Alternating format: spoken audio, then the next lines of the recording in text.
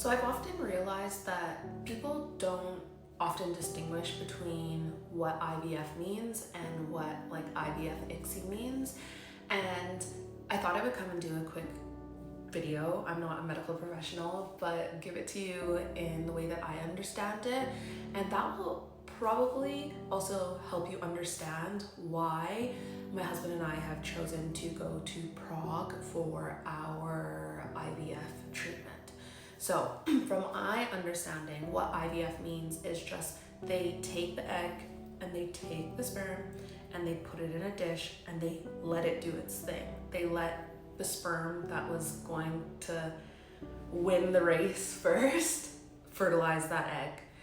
I don't know how many sperm they put in the dish to let fertilize one egg, but it's the sperm, the egg in a dish, and it naturally does its thing. Now, IVF ICSI means they take the egg and they take the sperm and they put it right inside the egg. So the embryologist is choosing what sperm will go inside of the egg, and there's different like sorting methods of how they can choose that sperm, but basically they're looking at it with their eye and picking the best one. So I think in Prague they do things where they like filter out the fastest ones. They will obviously not choose one where it is misshapen, etc. But one of the biggest reasons why we chose to go to Prague is, well, the Czech Republic in general, is IVF ICSI is a standard across the board.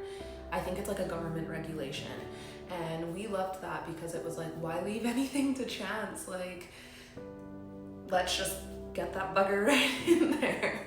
And equally, you're not getting charged extra for it. Whereas I think here in the UK, I feel like it's £1,000 extra on average to get IVF ICSI.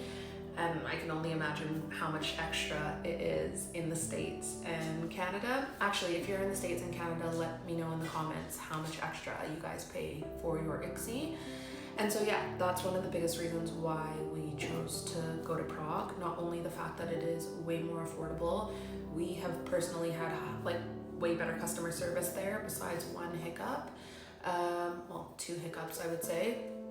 And yeah, and so far, I will say actually, and I feel like this is something that I've definitely skimmed over a lot besides my first few videos, is my husband does have a varicocele and he does have something called tetrazoospermia because of the varicocele.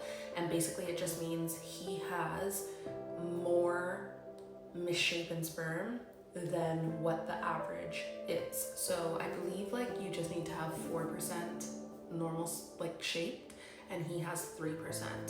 And so we will be looking into that a little bit more, I think. For those of you who have been in this community for a while now, I'm sure many of you follow Jay.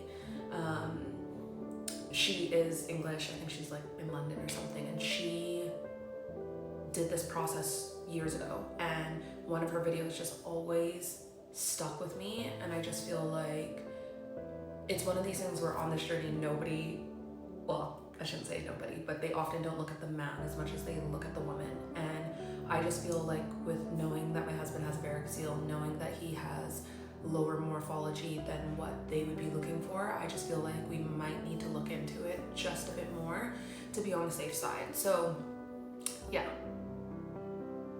What is IVF? What is ICSI? What is morphology? Oh my gosh, it's like you need a textbook to understand this stuff.